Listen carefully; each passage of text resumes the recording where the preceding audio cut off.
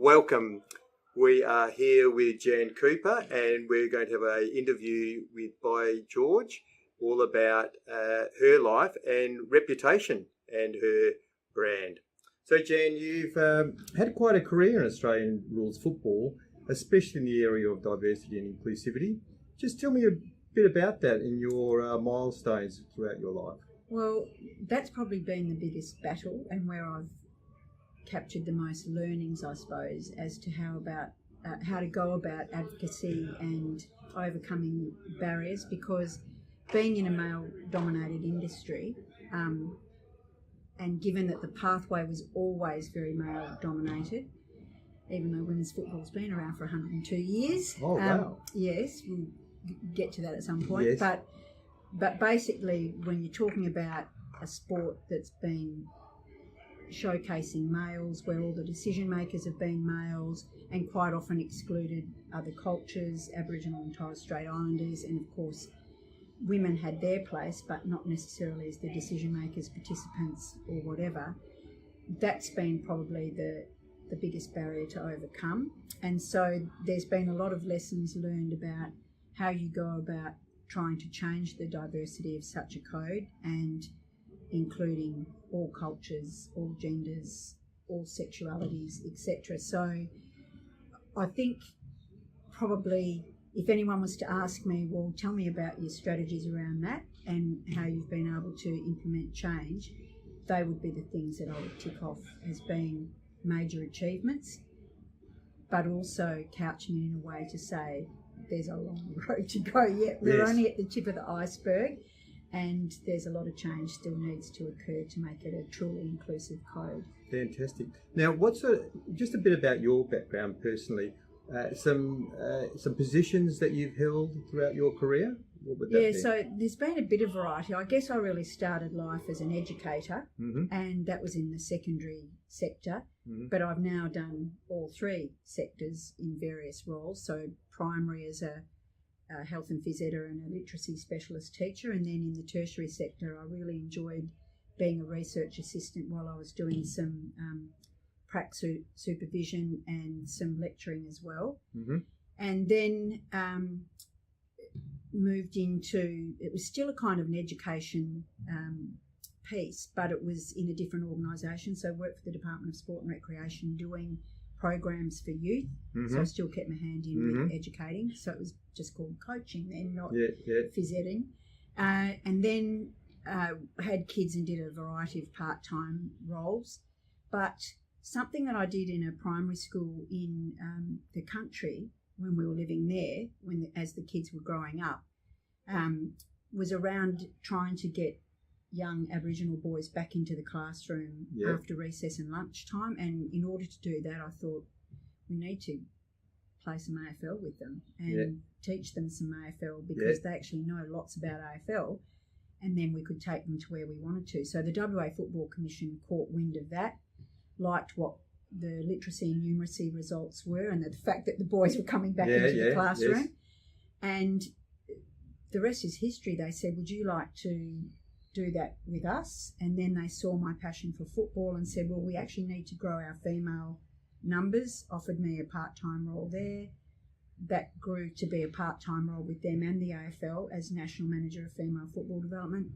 And then after about a year of part-time with the AFL, they said, no, we actually need you to be full-time because we can see the possibilities now. So, and what was your title when you were at the AFL? So my title was AFL National Manager of Female Football Development. Yes. And going back to my original point of diversity and inclusion, I think because I took that as my mantra the whole time and was able to provide evidence to show them that this was the right thing to do in the code, and don't just think of females as being involved in participation, because I was not given the opportunity to participate as a player, and I think I know I would have loved it if I'd realised there was leagues around and stuff.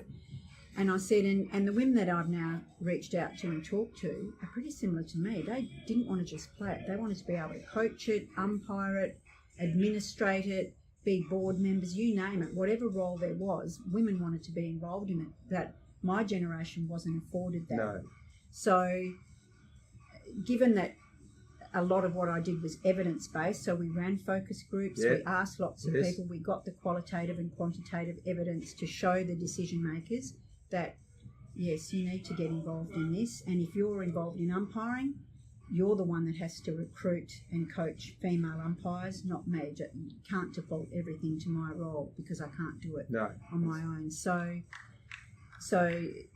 using that philosophy of inclusion, bringing diversity to the code to make it stronger, and providing all the evidence were some of the key reasons why we kept, And I suppose there must have been a great moment when the very first AFLW game appeared and occurred. How did you feel then?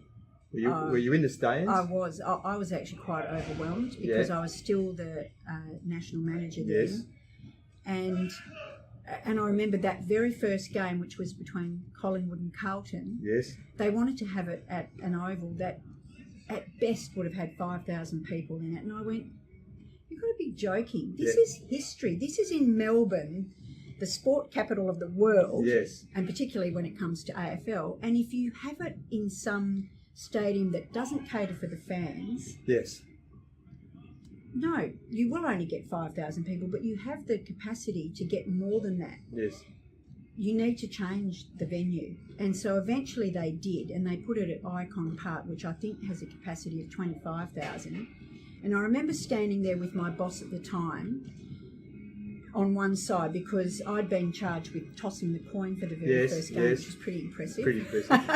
And mind you, I practiced really hard to get it right too, let me tell you. Make sure it did hit heads or tails. Well, I know, because I wanted to do the old two-up, I had a bit of a family background in two-up, so I was doing this and splattered over on your hand, and the umpire manager went, no, Jan, you flick it and you let it fall to the ground so the players, so all right, I learnt that.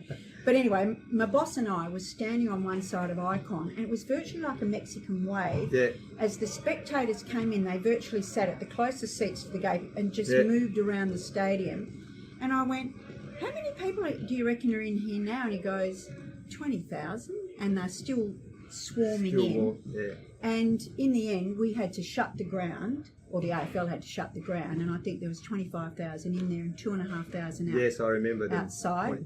Our CEO, bless him, Gillan McLaughlin, went, well, I've got to go outside and apologise because I wasn't expecting this. So if we'd had a bigger stadium, who knows what the capacity of the crowd would have been.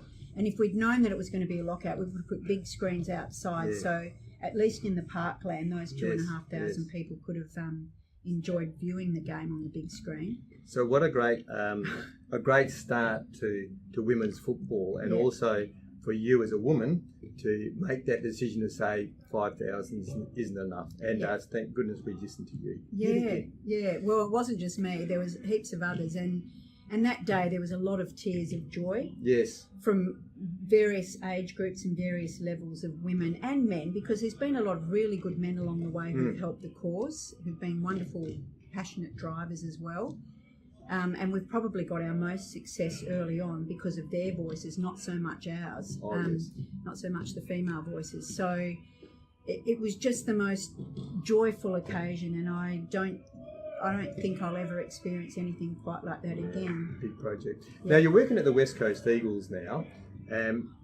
Tell me about how it feels to work at the West Coast Eagles. Well, I was really looking forward to it in that they'd obviously seen some potential in me to ask me would I like to take on this role, which is very kind of them. But I'd helped them unsuccessfully in 2 licence applications for AFLW licences. So the first one was fair enough. They didn't really have a facility to embrace women. The second one I thought was an absolute perler of a application. It covered everything, which included how they were going to integrate the women throughout the whole club. So I was really... thought that was a winner. I did, but it didn't win. So it didn't get a gig for 2019, but the AFL have committed to 2020. And so I was actually a Freo member at the time too. So I've got a couple of ambivalent moments here. It's like, well, I really enjoy my job at the AFL, and I don't feel it's actually concluded yet because I did want to bring or hope to bring more diversity to AFL House and the decision makers that are in senior exec there and on the AFL Commission, then shift that out to the states, because we still don't have any women who are CEOs at state-based organisations, whether it be club or the Football Commission equivalents. So I thought, well, that's my next piece of body of work. So I was a bit ambivalent about moving away from having the capacity to see that goal achieved and being a Freo member. But now that I'm at the club, I can't speak highly enough of them, and I'm really enjoying my role and the people that I'm working with and the appetite the club has for putting this AFLW team on the park. That's terrific. What is it? What are some specific points about the West Coast Eagles? Why you really love driving to work every day?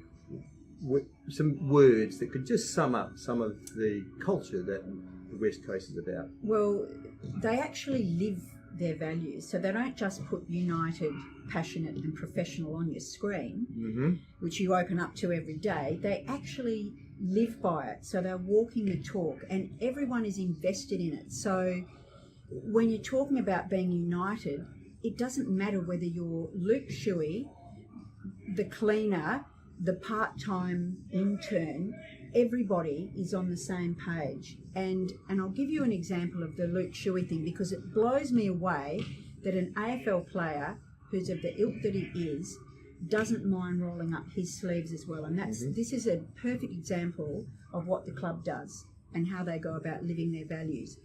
So he sees me at the storeroom. I'm loading up my car. I look like a Nepalese Sherpa at this stage. You know, there's bags everywhere and I'm trying to balance it all on a trolley. Now I've still got to take it out to my car, which is about a good 800 metres from the storeroom. He's walking past post-training. Coops, do you need some help there? And I went, well, if you can be bothered, yes, I could. Yes. He packs the car. No questions asked. Didn't even stop around for the thanks. And it was no biggie for him whatsoever. No. He just saw that it had to be done. Someone needed help. I'm going to help out. And that's not a one-off. He's done that before. Others have done it before. You know, my boss has cleaned male toilets before a women's event in a function room simply because it wasn't up to scratch. Standard. Yeah, things like that. So that the club practices their values on a daily basis, and they reward and recognise, you know, constantly, openly in public. We have a mandated staff meeting, which is not really a meeting, it's really just senior exec telling us about the next big thing that's happening and providing that process of communication and collaboration. So it's often a thank you to a bunch of staff members, or congratulations to the footy team on the weekend for a resounding win, or whatever the case may be. So on a weekly basis, you get an in-your-face public acknowledgement of what's going on in the club. They keep pushing you to achieve more without killing yourself. So they're very mindful about work-life balance, and they understand that this is a sport, so you're working office hours and sport hours, but you need to get around each other and help each other, and if you need to have a rest and relax, you do so, and no one's going to ask any questions. So flexible workplace is acknowledged and revered and encouraged. So there's so much that, you jump in the car and it's never like, oh, I don't feel like going to work today. It's like, and what's the next piece of fun that I can have with my colleagues too, because we laugh every day. Yes. Sometimes at our own expense, but you know, it is a really joyful place to be in, and both for personal development and professional development. Yes. It's extraordinary. They have. They often talk about the teams. You'll hear them on the media. They'll say, and we're setting ourselves goals. We've got more targets to meet as moving forward. Now, does the club actually put that towards the individuals and say, can you articulate your professional and personal goals so they understand where you're going as well? Yeah. Is that part of not just the team and the media, but it's also internally and with individuals? Yeah, and they actually... They do it with individuals first and foremost to see what's achievable. Some of them they might challenge you and get you to stretch those. Then as a department as well, and those are articulated. And if you were to walk through our department, we actually have it on the wall. Yes. So we're walking past that every day, reminding ourselves about that. and then I have an individual set which I could put electronically, but I prefer to have a hard copy Yes. of it so that, you know, it's a constant visual reminder of how am I tracking, and everybody within the club has those both individually and as a department. But the other thing which I find a little bit unique is that we're encouraged to hold everybody accountable for each other's goals and targets. Okay. So it's not just about just helping the other department get there. So an example of that was when the premiership was won and the merch store was overwhelmed with online orders. Yes. For them to meet the timeframes that they'd committed to with the online orders, we all had to put our hand up to volunteer to help in the merch store and pick and pack. So that was us helping them reach their timeline targets, and it's not an issue because it's reciprocated at some other time through the year. If the team on the grass is going through a bit of a bad patch, or in Adam Simpson's words, don't let them get ahead of themselves. If you see them in the hallway, have that conversation about trying to put their head back into the mindset of what they need to achieve on the grass. And if it's an off-grass target, are they still on track with that or whatever? So we're encouraged to keep each other up there, you know, and trying to achieve our targets and goals. And of course, as I said before, when we reach them, it's recognised either by our colleagues, our immediate upline, or in front of the whole club. So, but you just when you were talking about seeing one of the players in the corridor and getting his head shifted back, his mindset into the spot that we had agreed to, I was thinking that would then everyone in the club understands about feedback, of how to give feedback and take feedback. Is that a fairly important part because they need to understand about feedback? It's a really good question, and I haven't had any formalised professional discussions about that. So I'm assuming that if I'm giving feedback or receiving it, that they like what they hear or how I go about it. So it's a really good question. I don't know formally whether there's been other professional development about that. What I can say though is, again with my education hat on, is when our AFLW team comes into the club, we're actually, because of sort of the background to the players that we're hoping to list, we have an understanding that they may not have the tools to provide those critical conversations or to actually receive constructive feedback in the way that it's meant and that will positively impact on them, not send them off to the corner in a cringing mess. Exactly.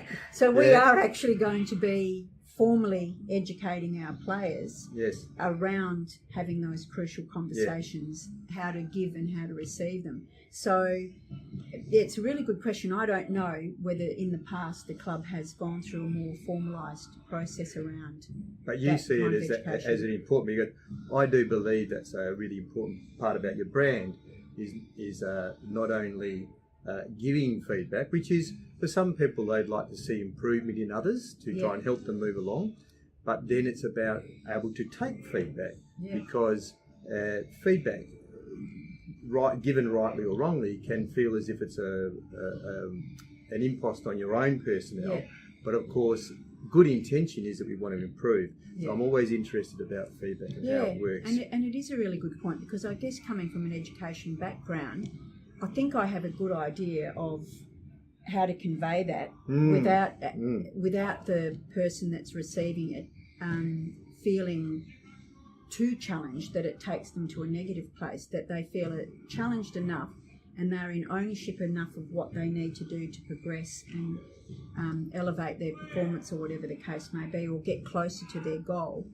Whereas some others may not have that. But I haven't noticed it around the club. I haven't noticed, I haven't been in meetings or in discussions where people haven't provided constructive feedback in a decent way. And I don't know whether maybe that's because there are a lot of educators in the club, or there's a lot of coaches in the club, and so that's part of their daily bread and butter, really. That's how they have to go about their daily life, is providing that feedback. So perhaps we're lucky in that. It's already sort of instilled. Yes. But as you were saying, for new people who aren't coaches or teachers, etc., that maybe need to be something that could be there. So I'd like to move our focus onto the Jan Cooper brand.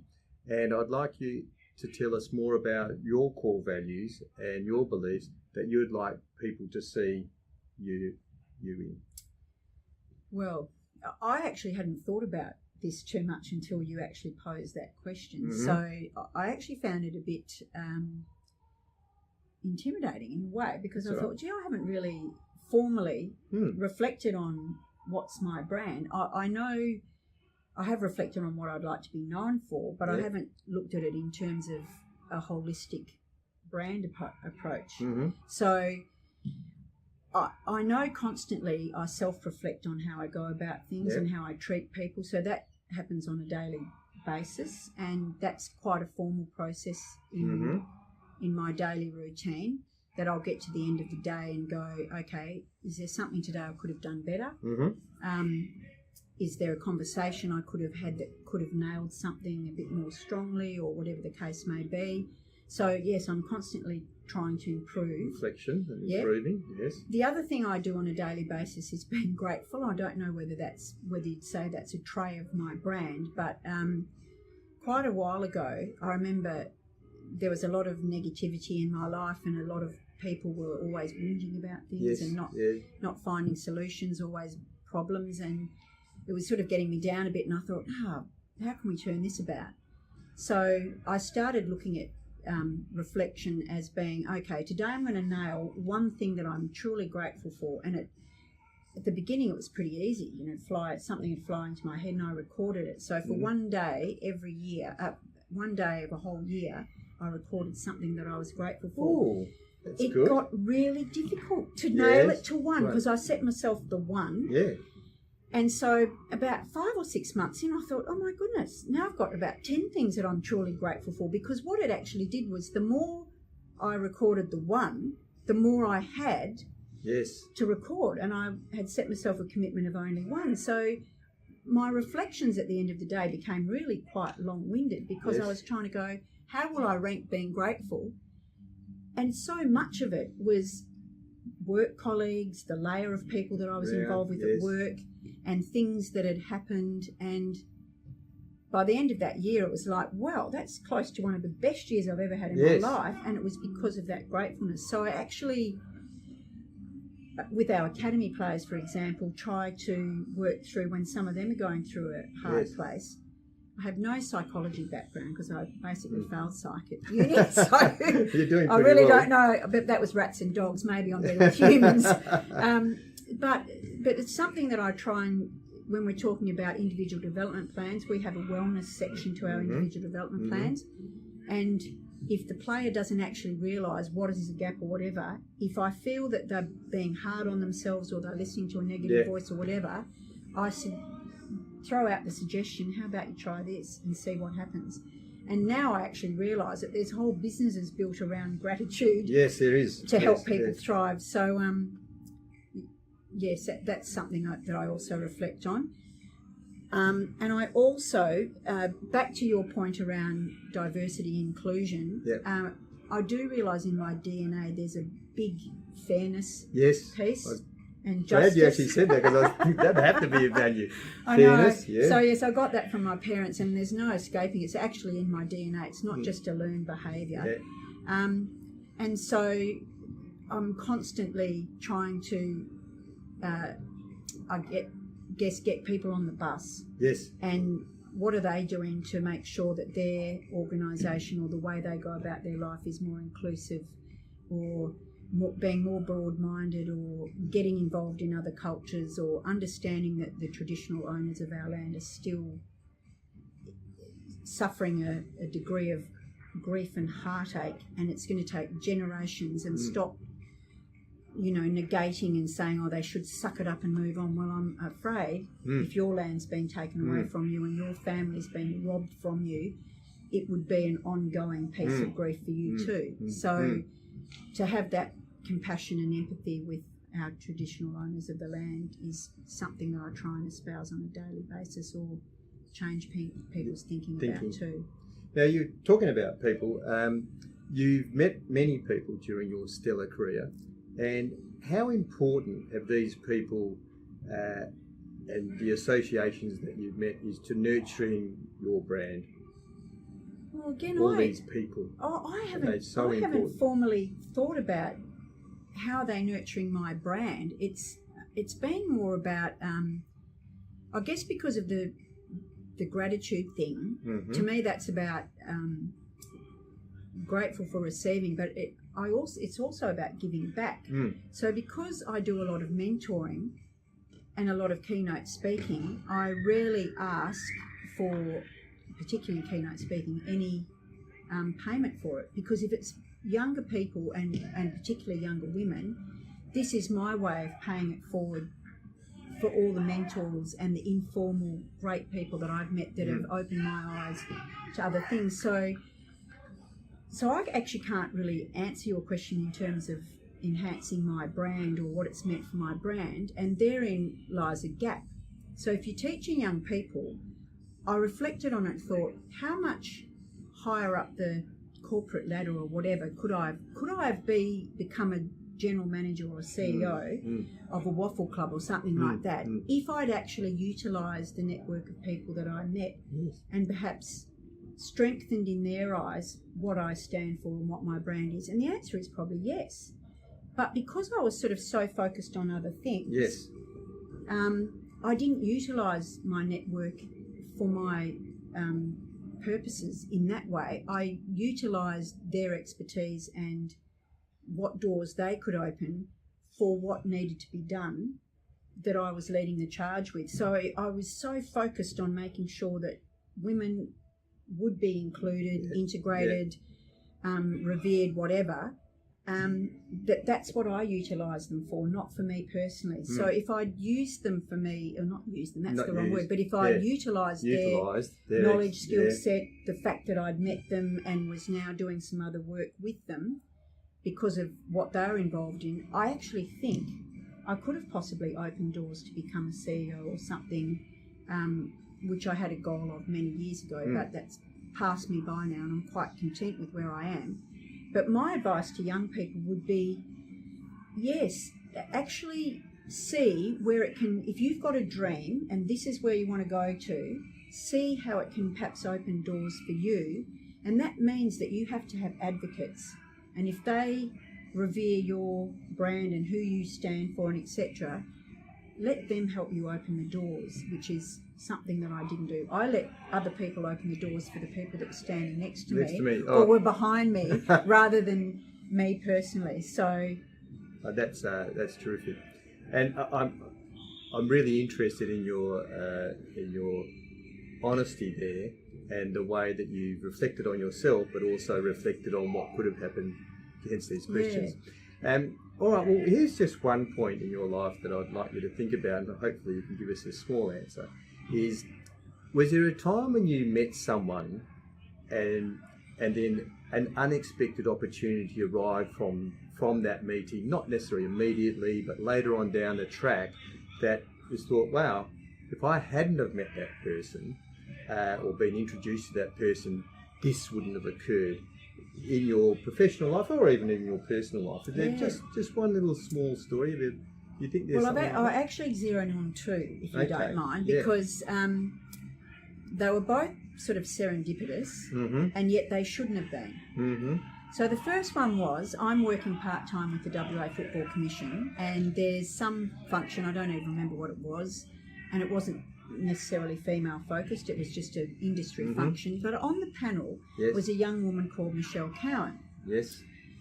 When they introduced her, I stood there feeling like, what are you thinking, you boys? Why haven't you introduced me to her before? Because her CV was, I'm an assistant coach at West Perth Football Club. So I needed to have good role models and examples. And at that stage, I was struggling to find them because the industry hadn't yet embraced having women in. So I'm going, how does she get to sit on the stage and you haven't even introduced me to her yet? So, great, thank you very much for inviting me to the function to meet this woman. So, of course, I did a beeline straight at the end of her panel. She spoke superbly, and from there, that was 13 years ago. So from there, I was able to get her into the National Academy, so she's been able to mentor other younger coaches, got her a gig at well, no, I shouldn't say got her a gig, Yeah. because really by then Introduce, her yeah. own skill and Good knowledge skill had and got her knowledge, the yeah. gig the way she went about assisted, it. But I supported, facilitated, yeah. facilitated, yeah. So then Melbourne Football Club saw her in action as the Exhibition Games women coach for them, Yes. and went, we need you to be a line coach for our men. Oh, truly. Yes, so she's done Exhibition Games, National Academies for Women, International Academy. I felt she was the best person for the job to take a bunch of 16-year-old girls to New Zealand to help AFL New Zealand nurture the women's pathway and mentor young coaches.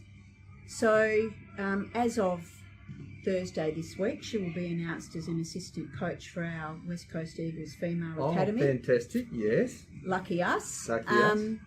I've got to become a colleague, working colleague, but also a friend. Yes. And the amount of wisdom and how clever she is, and her analysis of the game, like just as a person, Yeah. I have been blessed to have met her and to have been involved with her both personally now and professionally. Yes. We've had some really fun times. That's good. And the second And one? the second one was again serendipitous, and but a similar thing. I should have been introduced to this person as soon as I was employed at the AFL, but I wasn't. So I'm channel surfing one night and come across Q&A. Q&A. On ABC TV, and there's this extraordinary intellectual voice, Samantha Mostyn, on it, and it's about environment and climate change, and I'm thinking, this woman is dead set the most intellectual on the whole panel.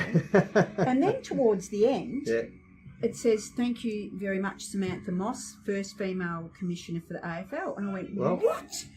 I'm working for the AFL and no one has told me about this woman. Yeah. And I'm in female football development. Yes. And I'm charged with putting them on boards, committees and everything, yeah. and you haven't even told me that you've got this incredible intellect. Yes.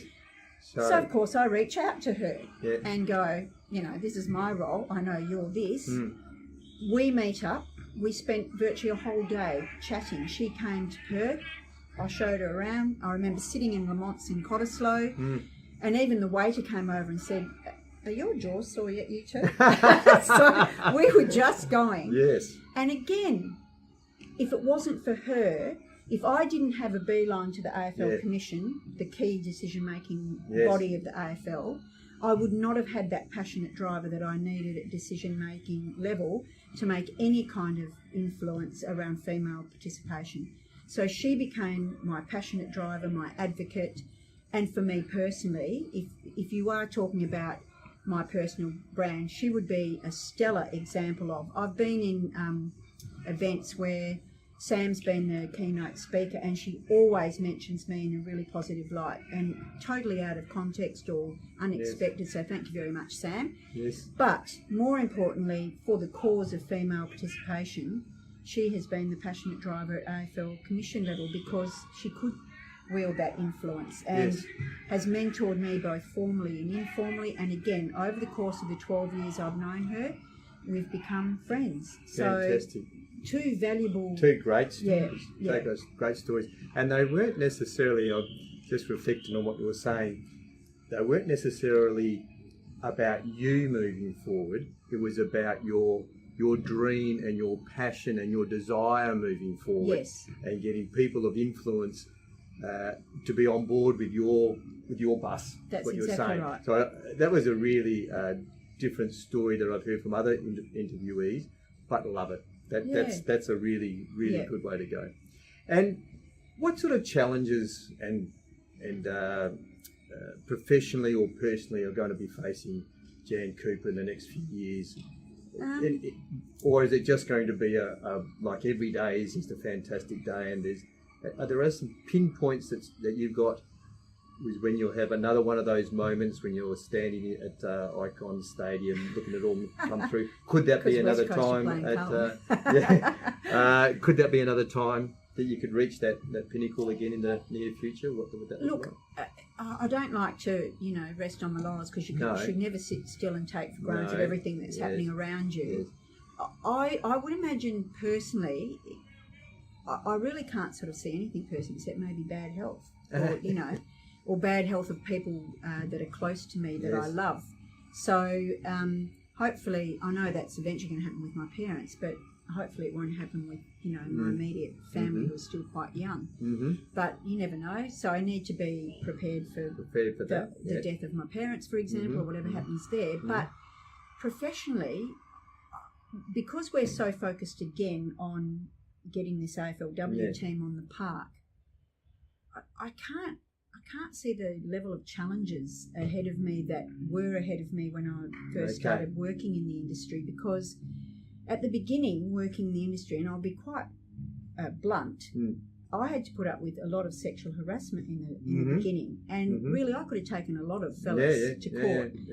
But again, if I'd spent all my time dealing with that doing that, you wouldn't be where you are now. The movement would not have happened. And I couldn't take my eye off the end goal, which was this industry needs to be integrated and included, because if it doesn't, it's never going to be the vibrant, supportive community that it is becoming. So it could have easily have done that, and that's sort of disappointing, but I don't want to dwell on that. And there was lots of other things that I could have dwelt on as well, but I didn't. But you just stayed. Yeah, and so if young people are going to have a tip about anything, it's learn resilience very quickly and don't take it personally, and move on to your goal. Because I could have quite easily, there was one point where I thought, this is way too hard and I'm just going to leave the industry now because I'm exhausted from the head banging, and my head was getting a bit flat from head banging and stuff. But my colleagues at the time went, hang in there, and so we as a group, we were always trying to G each other up and support each other. So if it wasn't for them, I would have left the industry. And then I think, wow, Nelson Mandela, I mean, really, if he'd given up the cause sitting in a jail cell on his own, where would apartheid have been? So, exactly. So I thought, no, get on with it. Keep going. Yeah. So I don't think there'll be the same level of challenge. I certainly hope not. I think once we've got our AFLW team on the grass, a lot of other things will fall in place as well, because once the club sees the calibre and the passion and the bravery and the athleticism of the young women that will come to our team, again, that will open some other doors and start new discussions, and they'll go, you know what, she could be a CEO or whatever, that they'll be looking at it through a different lens. So, and that's all they need. They're all good people, good men. They just haven't met the women yet. Yes, the possibilities. Yeah. And in conclusion, Jan, what would you, if you met your 15-year-old self, your young Jan Cooper, what advice would you give to that person? Yeah, I would say two things, really. Dream big, and don't be put off by negative voices, which is sometimes your own negative voice saying you can't get there. I don't know whether it was just me personally or it was my generation, but at the end of year 12, the guidance officer said, here's some jobs for you, Jan, which one would you like to choose? And they were all pretty traditional, and that was basically it. So it was like teacher, banker, nurse, air hostess, about that. And in my eyes, it's like, I don't know what I want to be, but none of those really appealed. Young women and young people these days have so many options open to them, and if they want to be the CEO of the AFL, then dream it. And don't let people say, you'll never get there, it's a boys' club, particularly for a girl, or you haven't gone to a private boys' school, or you haven't played AFL, or whatever the knockbacks are. Don't take them on board until you've absolutely exhausted every possibility, every strategy to get there, and then you might have to be a bit realistic. And the other thing I'd say is be brave. The number of times when I was much younger, I thought, I don't want to say that, or I don't want to go there, or no, I don't think I could do that. And I actually, my negative voice knocked myself back. And as I grew older and learned, what's the worst thing that can happen? Yes. Do you actually think talking to your CEO about having females at senior exec level is going to kill you? No, it won't. It's not life-threatening, so be brave. Have the conversation, and it might not come out the right way first of all, but that's only one try at it. And so if you get knocked back the first time about being mentored or whatever, what do I need to do to be a CEO, and you get knocked back the first time, well, pick yourself up, try a different strategy. And that's the only way that AFLW came to existence, because a whole bunch of us didn't take it personally, tried a whole bunch of different strategies, and when we were told no the first time, we just went a different pathway, till in the end it looked like a bunch of tributaries off the big river. But that's how we got to AFLW, because there was thousands of volunteers, employees, all not taking no as the answer and trying different things. So if we hadn't have all been brave at different points, it would never have occurred. Fantastic. So Jan Cooper, AFLW Player Development and Pathways Manager at West Coast Eagles, thank you for participating in a By George interview. And like with all our interview people, I'd like to present you with one of our special yellow bottles that can be sitting on that's fantastic. on your desk. Oh, and you can definitely. think about what I'll you've throw done. out the 10-year-old one that's looking pretty scuzzy. That's fantastic. Thank you very much. Worries It's at been all. my pleasure. Thank you very much, Jan. Thank you very much for listening.